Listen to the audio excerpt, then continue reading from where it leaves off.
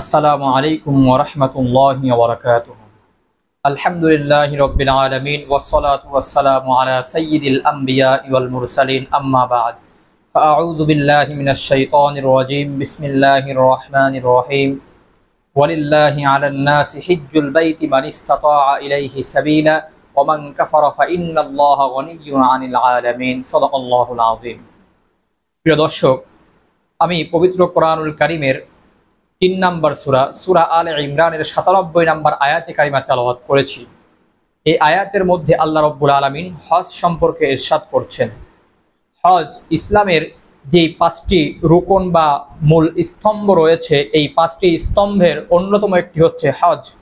আর এখন চলছে হজের মৌসুম, তাই আজকে আমরা জেনে নেব হজের গুরুত্ব ও তাৎপর্য সম্পর্কে। প্রিয় দর্শক, হজ শব্দের শাব্দিক অর্থ হচ্ছে সংকল্প করা, ইচ্ছা করা।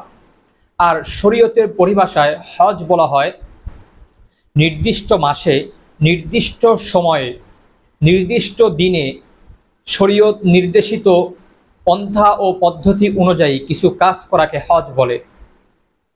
আর ইসলামের যেই মূল ৫টি স্তম্ভ রয়েছে, এগুলো প্রথমত ২ ভাগে বিভক্ত।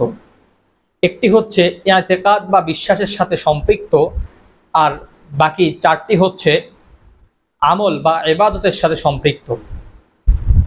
এই যেটা ইতিকাদ বা বিশ্বাসের সাথে সম্পৃক্ত, এর অর্থ হচ্ছে যে অন্তরে কালিমার বিশ্বাস করা এবং মুখে তার স্বীকারোক্তি। আর দ্বিতীয় আরেকটি প্রকার যেটা রয়েছে আমল বা ইবাদতের সাথে সম্পৃক্ত, এটা আবার ৩ ভাগে বিভক্ত। প্রথমত হচ্ছে ওই সকল ইবাদত যা শুধু শারীরিকভাবে মানুষ আদায় করে, অর্থাৎ শারীরিক ইবাদত, যেমন নামাজ, রোজা ইত্যাদি।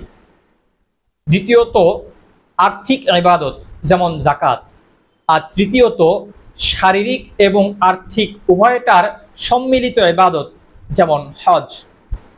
তাই এই হজ, এটার মধ্যে যত শারীরিক এবং আর্থিক উভয়টাই সম্মিলিত বা এটার মধ্যে সংযুক্ত আছে, জড়িত আছে, তাই এই হজের ফজিলত, হজের মর্যাদা ইসলামী শরীয়তে অনেক বেশি। এর কারণ আল্লাহ রাব্বুল আলামিন মানুষকে যে নিয়ামতগুলো দিয়েছেন, তার অন্যতম ২টি নিয়ামত হচ্ছে সুস্বাস্থ্য এবং সম্পদ। আর এই হজ এমন একটি ইবাদত যে এই ইবাদতের মাধ্যমে আল্লাহ প্রদত্ত সেই মহান নিয়ামত সুস্বাস্থ্য ও সম্পদের কৃতজ্ঞতা আদায় করা হয়। তাই আমাদের ইসলামী শরীয়তে এই হজের সর্বোচ্চ মর্যাদা এবং সম্মান রয়েছে।